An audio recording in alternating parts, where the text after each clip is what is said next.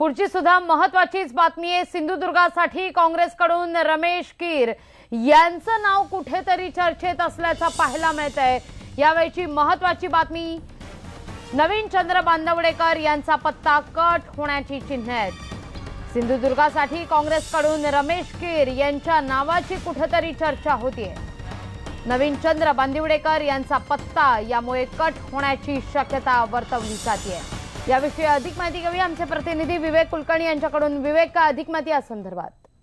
रत्नागिरी सिंधुदुर्ग लोकसभेसाठी नवीन चंद्र बांदिवडेकर यांना काँग्रेसने खरं तर उमेदवारी दिलेली आहे, पण त्यांच्या स्थानार्थांशी संबंधांवरून मोठा वाद निर्माण झालेला आहे आणि या संदर्भात आम्ही विचार करू असं अशोक चव्हाण यांनी म्हटलेलं आहे। त्या पार्श्वभूमीवर आता या लोकसभा मतदारसंघांसाठी रमेश कीर यांचं नाव आघाडीवर येत आहे।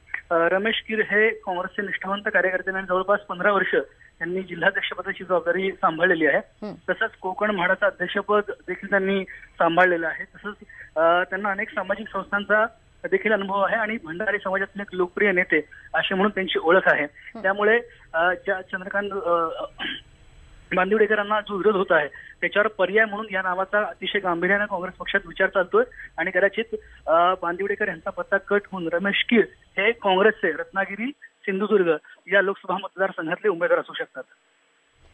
विवेक, धन्यवाद तुम्ही दिलेल्या कोणाचा सविस्तर माहिती करता। रमेश कीर